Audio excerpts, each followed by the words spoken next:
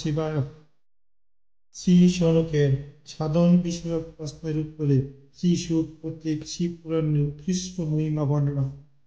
শ্রী শনক জিজ্ঞেস করিলেন, মহাজ্ঞানী শ্রী সুক, তো আপনি সমস্ত সিদ্ধান্তের কথা, হে প্রভু, পুরাণ কথা সারটুকু আমাকে বিশেষভাবে বলুন। জ্ঞান ও বৈরাগ্য সহ ভক্তি দ্বারা প্রাপ্ত বিবেক কিভাবে বৃদ্ধি হয়, সাধু ব্যক্তিগণ কিভাবে তাদের কাম ক্রোধ ইত্যাদি মানসিক বিকারগুলি নিবারণ করেন। এই ঘোর কলিকালে জীব প্রায়শ আসলেই স্বভাব সম্পন্ন হয়ে উঠেছে। এই জীব সমুদয়কে শুদ্ধ দৈব সম্পদ যুক্ত করার সর্বশ্রেষ্ঠ উপায় কি? আপনি এখন আমাকে এমন কোনো শাশ্বত সাধনের কথা বলুন যা কল্যাণকারী বস্তুগুলির মধ্যে সর্বোৎকৃষ্ট এবং পরম মঙ্গলকারী হয় ও পবিত্রকারী উপায়গুলির মধ্যেও সর্বোত্তম পবিত্রকারক। এই সাধন যেন এমন হয় যার দ্বারা শীঘ্রই অন্তঃকরণে বিশেষ শুদ্ধি এবং নির্মল চিত্তবিশিষ্ট ব্যক্তি চিরকালের মতো শিব প্রাপ্তি করবে। Welcome back to my channel Shiv Bhajan Shorts. Please like, share and subscribe my channel. Thanks for watching.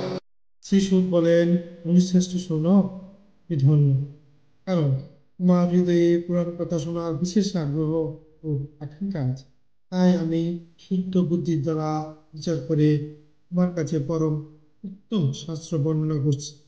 বৎস, এটি সম্পন্ন শাস্ত্রাদির সিদ্ধান্ত সম্পন্ন, ভক্তি বৃদ্ধিকারী এবং ভগবান শিবের সন্তুষ্টকারী।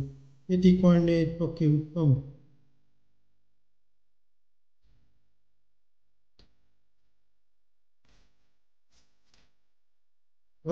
এটি কর্ণের পক্ষে উত্তম রসায়ন, অমৃত স্বরূপ ও দিব্য।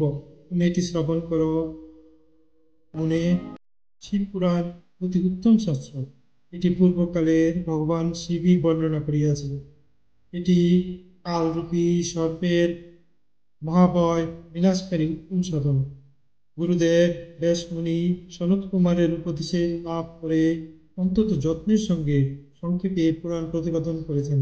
এই পুরাণ প্রণয়নের উদ্দেশ্য হল কলিযুগের মানুষের পরম হিত সাধন। শিব পুরাণ এক পরম উত্তম শাস্ত্র। এই পৃথিবীতে এটিকে ভগবানের শিবের পাংখায় স্বরূপ বলে বুঝতে হবে। এটি সর্বপ্রকারের অনুধাবন করা উচিত। এর পাঠন এবং শ্রবণ সর্বসাধারণ। এর দ্বারা শিব ভক্তি লাভ করে মানুষ শ্রেষ্ঠতম স্থান লাভ করে এবং শীঘ্রই শিব পদ প্রাপ্ত হয়। তাই মানুষ যত্নপূর্বক এই পুরাণ পাঠ করার ইচ্ছা রাখে অথবা এর অধ্যয়নকে প্রতিষ্ঠ সাধন বলে মনে করে। তদ্রূপ এটি শ্রদ্ধাপূর্বক শ্রবণ ও সম্পূর্ণ মনোভাবিত প্রদান করে।